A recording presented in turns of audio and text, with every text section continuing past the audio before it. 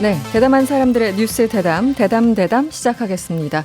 한겨레 신문 김한 기자 그리고 내일신문 김영선 기자 나오셨어요. 어서 오세요. 안녕하세요. 안녕하세요. 네, 지금 유튜브로도 생중계되고 있으니까요. 많이 들어와 주시고요. 김한 기자 지난주에 어디 출장 가신 줄 알았더니 휴가 가신 거였습니까? 네, 3일 휴가 갔다 왔습니다. 3일. 잘 쉬셨습니까? 네, 코로나 때문에 길게 못 가고요. 네. 짧게 여러 번 쉬려고 하고 있습니다. 짧게. 네. 김영선 기자는 휴가 가는 걸 못 본 것 같아요. 저도 8월 초에 좀 이번에는 거제도를 좀 가볼까 하고 있어요. 거제도요? 네네네. 코로나 때문에 국내에 되게 다양한 여행지가 휴가지로 들리는 것 같아요. 맞아요. 네. 예전에 관심 안 기울였던 지역에도 맞아요. 사람들이 많이 가고 그것도 또 순기능이죠. 김한 기자 휴가 시점이 그런데 참 묘해서 어디 도망가셨나? 왜 그랬냐면 한겨레에서 당시에 네. 청와대 탁현민 의전비서관 소위 말하는 일감 몰아주기 의혹을 보도하셨잖아요. 네. 근데 이걸 이제 취재한 기자분이 한 3명 네. 있었던 것 같아요. 그중에 한 명이 김한 기자. 그 이후의 상황은 지금 어떻게 되고 있습니까? 뭐 특별히 진행되는 상황은 없고요. 다른 언론이랑 이제 여의도 그 국회의원들 중심으로 해서 이 정부 행사나 그 사업들에 대한 이제 전반적인 조사가 이제 진행되고 있고 그게 이제 뭐 간헐적으로 보도도 나오고 있는데요. 저희가 이제 한겨레 신문 탐사팀이 이제 4명인데요. 3명이서 이거 관련해서 한 46군데 정보공개 청구를 하고 받은 결과를 보도를 했던 겁니다. 그래서 이 탁현민 그 의전비서관의 최측근이죠. 그러니까 같이 탁현민 프로덕션의 조연출로 있었던 분들이 만들었던 회사가 지난 2년 10개월 동안 정부 행사 22개를 집중적으로 수주하면서 30억 가량의 매출을 올렸다라는 내용이고요. 이 과정에서 개개의 과정들이 다 뭐 어떤 위법이 있었냐 불법이 있었냐 이거는 이제 뭐 들여다봐야 되는 부분이지만 저희가 제기했던 건 뭐냐면요. 공정이라고 하는 말에 그야말로 사전적 의미입니다. 그러니까 공정이 공평하고 올바른 과정이거든요. 그리고 문재인 대통령이 당선인 그 후보자 시절부터 기회는 균등할 것이고 과정은 공정할 것이고 결과는 정의로울 것이다라는 말씀을 굉장히 강조를 했고 그게 어떤 이 정부를 상징하는 문구 중에 하나인데 대통령의 가장 지근 거리에서 이런 일이 벌어지는 것이 과연 공정한 것인가 뭐 이런 부분들에 대한 이제 의혹을 제기했던 보도였습니다. 당시 제가 기억하기로는 청와대에서 아마 2차례에 걸쳐서 그 반박하는 해명하는 이제 브리핑을 했던 것 같고 뭐 수백 건 중에 대통령이 참석한 거는 한 3건 정도였다. 뭐 어쨌든 수치를 들어서 지금 공방을 벌이는 그런 과정으로 알고 있었는데 법적으로 뭔가 좀 문제 제기를 하겠다 이런 입장도 뭐 검토하겠다 이런 얘기가 있었던 것 같아요. 검토하겠다고 했는데 그 후에 저희 쪽에 뭐 연락이 오거나 전달받은 바는 없고요. 다만 청와대 해명에서 아쉬운 점은 이런 겁니다. 그러니까 이 과정에 문제가 없었다라는 거를 다른 내용을 들어서 설명할 것이 아니라 이 개개 22건의 발주 과정 그리고 뭐 심사 과정 그리고 평가 과정 이런 것들을 공개하면 되는 겁니다. 이거는 정부에서 벌어진 공적인 일에 대한 기록이기 때문에 사실 그것을 공개하지 않을 이유가 없거든요. 그렇다라고 하면 저희가 이미 저희 보도도 청와대가 다 해명이 안 되는데 예를 들면 행안부 행사 같은 경우엔 청와대에서 사실상 그 회사를 내정해서 예산을 집행하라고 지시를 했다는 거예요. 근데 그 당시는 그 회사가 법인 등기도 하기 전이었는데 그러면 그 회사와 행안부는 전혀 그 회사를 몰랐고 그러면 이제 그런 과정들을 청와대가 어떻게 설명할 것이냐 이거에 대한 해명을 해야지 단순히 청와대가 직접 예산을 쓴 행사는 3건뿐이다 이렇게 해명하는 것은 조금 좀 군색한 해명이 아닌가라는 생각이 듭니다. 네. 알겠습니다. 뭔가 속 시원하게 해결된 느낌은 사실 별로 없어서 일단 여기까지 듣겠고요. 오늘 그 박원순 서울시장 얘기를 좀 해봐야 될 것 같습니다. 김영선 기자가 출입하고 있는 서울지방경찰청 지금 수사를 하고 있는데요. 경찰이 서울시와 관련된 압수수색 영장을 신청했는데 기각됐고요. 또 박 시장의 개인 휴대폰 압수수색도 영장이 기각됐다. 이런 보도들이 나오고 있는데 일단 어떤 내용인지 설명을 좀 해주시죠. 그 박 전 시장 관련 수사가 사실 여러 갈래로 지금 진행되고 있고 보도도 여러 관점에서 이제 나오고 있어서 조금 혼란스러운 측면이 있어요. 그래서 조금 정리를 할 필요성이 있어 보이는데 왜냐하면 좀 이렇게 의문을 제시하시는 분들이 계시거든요. 영장 기각되는데 무슨 포렌식을 한다는 거지? 라든지 뭐 공소권 없는데 왜 포렌식하지? 약간 이런 식의 의문들이 다 있어서 섞여 있어요, 얘기들이. 좀 정리를 해보면은요. 일단 경찰에서 영장을 신청한 게 이제 2번입니다. 이게 두 번 다 기각이 되긴 했는데 이 첫 번째 기각된 영장이 박 시장의 핸드폰 3개에 대한 통신영장이에요. 이게 통신영장이라는 건 통화 내역이나 주고받은 문자 메시지를 이제 확인해 보겠다는 건데 네. 이 3개는 뭐냐면 핸드폰 1개는 사망 당시 현장에서 발견된 그 업무용 휴대전화고요. 나머지 2개는 서류상 박 시장 명의로 개통돼 있는 2개의 핸드폰인데 이 2개는 아직 뭐 경찰이 실물을 확보한 건 아니에요. 네네.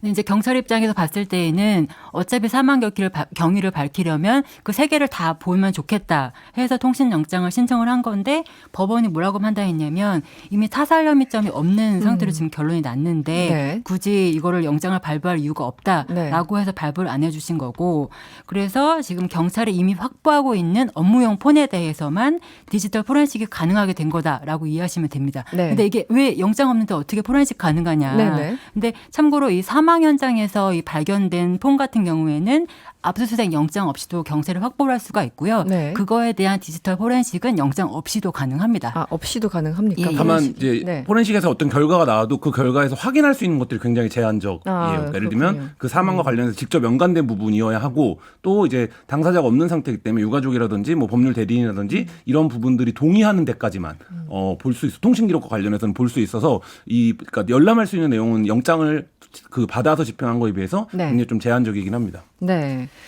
이제 두 번째 영장을 네네. 좀 설명을 드리면 지금 경찰이 하고 있는 게 사망사건 수사도 있지만 이 서울시 공무원들의 성추행 방임 방조 혐의 또 수사를 하고 있잖아요. 그래서 이제 서울시청에 대한 압수수색 영장을 좀 발부해 달라고 한 건데 이것도 법원이 안 된다고 한 거고요. 네. 그거 말고 또 지금 김한 기자님 말씀하신 것처럼 사망 사건 말고도 지금 다른 부분에 대한 이 내용도 아이폰에서 좀 박 시장 업무용 폰에서 좀 보게 해달라라고 영장을 신청을 했는데 이것도 필요성에 대한 소명이 부족하다 이러면서 기각을 한 겁니다. 기본적으로 그러니까 이제 범위가 여러 갈래기 때문에 사실은 이거를 약간 판도라의 상자도 아니고 열었다가 또 이게 어디까지 갈지 모르는 그런 상황들에 대해서 좀 굉장히 법적으로 한계 제한을 둔 것 같아요. 일단 법원이. 네. 그 압수수색 영장을 다시 신청할 계획도 혹시 있습니까? 이미 2번이나 해서 그러긴 좀 어려워 보입니다만. 일단 경찰이 지금 계속 강조하고 있는 게 네네. 지금 성추행 의혹을 직접 수사를 하지 못하는 상황이긴 하지만 네. 성추행 방조 방임 의혹을 수사하는 과정에서 우회적으로라도 사실관계를 파악하겠다라고 표면적으로는 아무튼 의지를 보이고 있어요. 네. 이게 뭐 여론이나 뭐 여성단체나 이런 그런 눈치를 봤다는 지적도 있긴 하지만 아무튼 이런 의지를 보이는 상황에서는 사실 영장을 재신청하지 않으면 그 성추행 방임 방조 의혹을 수사를 하기가 되게 불가능한 상황이기 때문에 좀 더 보강을 해서 아마 재신청하지 않을까 이렇게 예상을 하고 있습니다. 그러니까 공소권 없음으로 결론이 났으면 이 성추행 그 자체는 못한다고 하더라도 네. 지금 말씀하신 것처럼 방임 부분, 뭐 묵인 부분 이런 부분에 대해서 끝까지 하겠다는 뭔가 제스처를 계속 보이고 있다. 네. 이게 수사가 지금 3가지로 나눠져 있는 거잖아요. 그러니까 네네. 묵인과 방조 부분을 경찰이 수사를 하는 거고, 그다음에 이제 성추행 사건 같은 경우에는 이제 당사자가 사망함으로써 공소권 없음으로 결론이 난 거고, 네. 그리고 이제 유출된 부분은 또 그렇죠. 검찰에 가 있거든요. 네네. 근데 이 유출된 부분을 확인하려면 묵인과 방조와의 연결 관계일 수밖에 없거든요. 그러니까 예를 들면 그 행위를 서울시가 지속적으로 은폐하려고 하는 과정에서 네. 이것에 대한 수사나 신고를 인지해서 유출했다 이런 과정으로 보는 게 자연스럽기 때문에 사실 이 부분이 어차피 물려서 진행이 돼야 되는 부분이긴 합니다. 4294번님이 문자 주셨는데요. 포렌식 많이는 들어봤는데 정확히 뭘 의미하나요? 안에 보는 건가요? 이렇게 포렌식은요. 생각하면. 그러니까 네네. 뭐 우리가 흔히 이제 포렌식하면 휴대폰을 열어보는 행위라고 생각을 하는데 그게 아니라 이제 포렌식은 과학적인 수사를 하는 어떤 기법이나 방법을 포괄적으로 말할 때 이제 포렌식 수사를 한다 이렇게 네. 얘기를 하는데 네. 우리 뇌리 속에는 이제 그게 뭔가 휴대폰을 열어보는 행위로 네. 인지가 되는데 그것만 의미하는 건 아니고요. 이 포렌식을 하면 휴대폰이 어떻게 되냐. 를 궁금해하시는데 제가 포렌식한 자료를 한번 예전에 본 적이 있었어요. 네네. 근데 이제 우리는 뭐 수신, 발신 이렇게 나오는데 포렌식을 해서 그 자료를 가져오면, 그러니까 예를 들면 코드별로 쫙 이렇게 항목이 분류가 됩니다. 그러니까 예를 들면 뭐 발신자가 단순히 전화번호만 나오는 게 아니라 이 네. 발신자가 예를 들면 어느 기지국에서 신호를 받았고 이런 부분들이 다 나오거든요. 굉장히 구체적이네요. 네, 그래서 그것들이 굉장히 방대한 양이 나오고 그 다음에 내가 휴대폰 상에서 일반적으로 삭제했던 내용들도 포렌식을 하면 그 내용이 나오는 경우들이 있습니다. 그러니까 제가 그 부분에서는 정확하게 어떤 것까지 복원이 되고 어떤 건 복원이 되지 않고 이거는 모르겠는데 네. 어쨌든 그래서 경찰은 삭제한 메시지도 포렌식을 하면 뜬다라고 이제 많이들 얘기를 하고요. 그 다음에 네. 이 내 폰에서 이제 말하자면 카카오톡이나 뭐 이런 개인적인 SNS에서 나는 있고 상대는 없는 경우들이 있을 수 있잖아요. 그렇죠. 예, 그런 네네. 부분들도 사실 포렌식을 해서 맞추면 아까 말씀드렸던 그 직접 주고받은 수발신 정보보다 더 많은 정보가 남아 있기 때문에 네. 사실 그런 부분들도 확인이 가능한 측면이 있습니다. 그렇군요. 휴대폰 압수수색을 휴대폰을 이제 한 대만 확보했고 세대 가운데 한 대만 그 현장에서 있었던 걸 휴대폰을 받았는데 가져왔는데 애플사가 만든 폰이잖아요. 네네. 이게 비밀번호 푸는 게 굉장히 어렵다고 들었는데 풀었어요. 이거 네. 어떻게 된 거죠? 네. 기자들이 다 놀랐죠. 네, 네. 지금 박사 조주빈 폰도 지금 네. 4개월째 못 풀고 풀고 있죠. 있는 네, 네. 그런 상황이라서 지금도 못 풀었군요. 네, 네네. 지금 3, 4개월 걸릴 거다. 그리고 사실 경찰에서도 그렇게 이렇게 희망적인 목소리로 얘기하지 않았거든요. 네. 그리고 지금 장비를 경찰청이 가지고 있다고 해요. 그나마 최신 장비를. 그래서 그거를 경찰청 본청으로 가져가서 풀 거다라고 했는데 이번 주 초부터 약간 말이 달라지더니 네네. 예, 서울지방경찰청으로 가져오는 걸로 얘기를 하더니 풀었다라고 네네. 하는 거예요. 갑자기 기사가 나와서 예, 네. 그래서 알고 보니 이제 피해자 쪽에서 비밀번호를 알려준 걸로 확인이 됐고 네. 지금 뭐 피해자가 이거 비밀번호를 어떻게 알았냐 이렇게 해가지고 뭐 지금 온라인상에서는 2차 가해가 뭐 한창이긴 한데 아무튼 피해자 쪽에서는 가만히 침묵을 유지하시다가 참지 못하신 것 같아요. 상황에 대해서. 그래서 수행 비서였으니까 당연히 아는 것 아니냐 이런 네네. 입장을 밝히셨고 비서였으니까. 예, 네. 뭐 다들 아시다시피 뭐 정치인들은 사실 폰을 폰을 맡겨놓으니까요. 맡겨놓는 경우가 많으니까요. 네네네. 그 피해자 측에서는 국가인권위에서 이제 좀 조사를 해야 된다 얘기를 하고 있고 인권위도 의지를 보이고 있습니다만 이 강제 수사 권한이 없잖아요. 이게 잘 될까요? 서울시는 자체 조사 이미 포기했다고 이제 밝힌 상태고요. 네. 한계가 있고요. 근데 이 한계를 피해자 쪽이 모르고서 인권위 진정을 하시겠다라고 말씀은 하신 건 아닌 것 같아요. 그렇겠죠. 네네. 근데 왜 굳이 인권위 진정을 이야기했을까를 좀 생각을 해보면 사실 다른 대안이 없습니다. 그 지금 공소권 없음으로 지금은 여론이 굉장히 집중되어 있기 때문에 경찰이 의지를 표명하면서 하고 있지만 만약 이게 조금이라도 약간 여론이 사그라들거나 하면 네. 공소권 없음으로 바로 송치가 가능해지고 그러면 다른 사건 수사도 그냥 흐지부지 흐지부지할까 되거든요. 봐. 네. 그렇게 되면 굉장히 최악의 상황이 발생하는 거기 때문에 인권의 진정은 약간 그 대안을 마련하는 어떤 플랜 B 느낌이 들고요. 또 하나는 이게 사실 지자체장 관련해서 이 성추행 사건 일어난 게 벌써 3번째잖아요. 네네. 그래서 이게 시스템적인 대안이 필요한 게 아니냐라는 지적도 많은데 인권위가 또 그런 쪽 접근으로는 굉장히 강점이 있는 곳이기 때문에 네. 그런 효과를 기대할 수 있을 것 같습니다. 지금 말씀하신 게 피해자 측에서 플랜 B로 국가인권위를 찾았다고 하는데 이 배경이 있죠. 경찰도 사실 이제 유출 의혹이 있는 거고요. 아직 밝혀진 건 없습니다만. 그리고 이번에 또 검찰까지 등장을 한 거예요. 한마디로 피해자 측 변호사가 경찰에 고소하기 전에 검찰에 연락을 했어요. 그래서 검찰의 부장검사와 통화를 했다는 거예요. 그런데 면담 약속을 잡았다가 취소됐고 그런데 이런 중대한 사건이 검사에게 일단 전달이 됐는데 면담도 취소를 하고 고소장을 일단 제출해라 이렇게 대응을 했다라는 겁니다. 전반적인 상황이 알듯 말듯한데 어떻게 보십니까? 네. 지금 이 피소 사실 유출이 된 것 같은데 그 경로가 과연 어디냐? 그런 기존에는 거죠. 네네. 경찰이냐 청와대냐 뭐 정치권이냐 이 정도가 지목이 됐다면 이번에 이제 검찰까지 추가된 꼴이 되었는데 이 검찰이 부랴부랴 입장을 밝힌 게 사실은 좀 내용이 조금 달랐어요. 김재련 변호사가 말씀하신 거하고는. 그렇군요. 그러니까 네. 김재련 변호사는 어쨌든 그 다음 날 3시에 만나기로 했다라고까지 얘기했는데 그 검찰은 약속을 잡은 건 아니고, 그 절차를 밟아라고 얘기를 했던 거고, 그날 저녁에 얘기해서 더 이제 절차를 밟을 것을 더 요청을 했다라고만 얘기를 해서 사실은 조금 내용이 서로, 좀 네. 다른 부분이 있고요. 그러니까 검찰 측에서는 그러니까 고소장을 형식적으로 공식적으로 제출하기 네. 전에 면담하는 게 좀 부담스럽다. 약간 이런 취지로 설명을 했던 것 같아요. 네네. 네네. 그래서 이제 김재련 변호인 입장에서는 사실 그런 일정 취소에 대해서 좀 다른 의미로 받아들였던 것 같습니다. 이게 면담을 하기로 했다가 안 하는 게 약간 보안이나 의지가, 이런 문제로 인식이 돼서 바로 경찰로 갔던 갔다. 걸로. 예. 네. 어떻게 보십니까? 이 상황. 지금 검찰까지 갑자기 등장을 해가지고. 일반적이진 않죠. 그러니까 피의자의 변호사가, 그러니까 고소인의 변호사가 검찰에게, 그것도 이제 부장검사에게 전화를 걸어서 사전에 면담을 요청하는데, 그럼 면담을 왜 요청하는 것이냐에서 이제 의문점이 들잖아요. 네. 근데 이제 그 부분에 대해서 뭐 증거인멸이나 여러 가지 얘기를 하고 있지만, 이제 뭐 저는 들어본 적은 없는 것 같아요. 그러니까 이런 식으로 접근을 한다라는 걸. 근데 당연히 반대로 생각해보면 검찰의 설명도 일리가 있죠. 그러니까 절차를 밟아서 진행을 해달라라고 이제 요구하는 게 또 일리가 있어요. 검찰의 설명도. 본인들도 오해받을 수 있으니까. 오해받을 수 있으니까 당연히. 그러니까 그렇다라고 하면 바로 그 대목인데, 이게 오해받을 소지가 있는 행인데 왜 이렇게 접근을 했을까라는 부분에서는 조금 더 설명이 필요해 보이는 부분이 있고요. 그래서 뭐 이렇게 되면 사실 지금 뭐 유출을 누가 했는가의 각이 점점 넓어지는 상태인데, 네. 제가 뭐 여러 번 말씀드렸었지만 사실 임순영 젠더 특보가 보고를 한 거기 때문에 임순영 젠더 특보에게 왔을 수밖에 없거든요.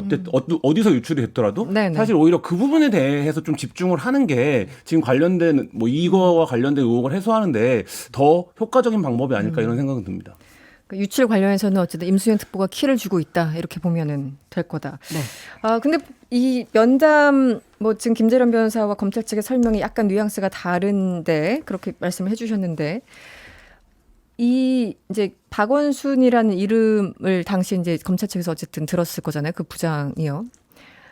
김재련 변호사 측에서 밝혔다고 하니까 그럼 내부에서 어떤 식으로라도 구두 보고라도 있었을 것 같은데 뭐 보고가 없었다 이런 식으로 좀 설명을 하고 있어서 내부의 보고 라인이 어떻게 되고 이 부분은 상세하게 검찰이 밝히고 있지 않은데 사실은 의혹은 많이 제기되고 있는 거잖아요. 이 정도를 보고하지 않은 거는 검찰 이 내부상에 가능한가에 대해서 그래서 그렇죠. 지금 합리적인. 대검도 이 내부적으로 진상을 조사하기로 결정했다는 얘기를 들었습니다. 알겠습니다. 그리고 이 얘기를 잠깐 해보죠. 김영선 기자. 해외에서 억대 원정 도박을 벌인 혐의죠. 양현석 전 YG 엔터테인먼트 대표가 약식 기소라고 예전에 기사를 봤는데 정식 재판을 받게 됐다. 어떻게 된 겁니까? 저만 이거에 관심이 있는 것 같아요. 네, 열심히 하고 있었잖아요, 네. 김영선 기자가. 네, 지난번 대담에서도 한번 말씀을 드리기도 맞아요. 했고 네네. 이게 버닝썬 스캔들이나 양현석 대표에 대한 이 관심이 많이 사그러든 후에 이게 약식 기소가 돼서 큰 관심을 하지는 못했지만 네. 아시는 분들은 굉장히 의아해했거든요. 확인된 것만 해도 4억 원어치 도박을 했는데 네. 이게 상습 도박도 아니고 그냥 단순 도박으로 그것도 약식 기소 네. 되는 게 맞나라는 의문이었는데 역시나 재판부가 이건 좀 아니다 싶었는지 정식 재판으로 돌리기로 했고 이 8월 14일에 첫 공판이 열릴 예정입니다. 그러면은 상습 도박이냐 도박이냐 그 차이가 큰 거잖아요. 네. 그럼 양현석 씨 같은 경우는 상습 도박으로 재판을 받는 걸까요? 혐의 자체는 바뀌지 않고요. 그렇게 똑같군요. 되면 공소장을 아예 바뀌어야 되는 거니까 그렇게 그렇군요. 되지는 않지만 네. 검찰이 기존에는 벌금 얼마 때리는 걸 끝냅시다 한 거를 재판부는 그거는 아니네. 좀 더 아니다. 봐야겠네라고 판단을 하신 거기 때문에 아마 좀 더 높은 벌금형이 필요하다든지 아니면 좀 더 신중하게 심리해서 다른 뭐 실형이나 이런 쪽으로 갈 수 있는지 이건 좀 봐야겠지만 어쨌든 그냥 단순 벌금형으로 끝내는 건 아니지 않냐라는 그런 쪽으로 해석이 나오는 것 같습니다. 검찰은 좀 민망할 것 같아요. 민망하죠. 너무 봐줬다 이거잖아요. 한마디로 얘기하면. 그러니까 이게 네. 이런 게 흔치가 않아요. 검찰 단계에서 약식 기소로 올라왔는데 했는데. 재판부가 판단을 해서 그 정식 재판으로 돌리는 경우들이 네. 뭐 흔한 경우는 많죠. 많은 경우는 아니기 때문에 네. 사실 이 부분은 그리고 또 경찰이랑 검찰의 판단이 달랐던 부분이 이미 알려진 상태였고 그렇다라고 하면 재판부가 직접적이진 않지만 자신들이 행할 수 있는 권한을 통해서 검찰 수사가 미진했다라는 거를 사실상 지적한 꼴이라고 봐야 될 것 같습니다. 네. 당시 작년 10월에 경찰은 상습 도박으로 송치를 했는데 검찰이 상습자 빼고 그냥 도박으로 맞습니다. 약식 기소하려다가 결국 재판을 받게 됐습니다. 오늘은 4413번이 아니 이 건은 왜 이렇게 기사가 안 나요? 라고 했는데 김영선 기자 혼자 쓰고 있었습니까? 저라도 쓰겠습니다. 앞으로 계속 좀 기사를 부탁드리고요. 네, 오늘 여기서 마쳐야 되겠습니다. 내일신문 김영선 기자 그리고 한겨레신문 김한 기자였습니다. 오늘 고맙습니다. 감사합니다. 감사합니다. 여러분의 퇴근길을 꽉 채워드립니다. 평일 저녁 6시 5분 이승원의 세계는 그리고 우리는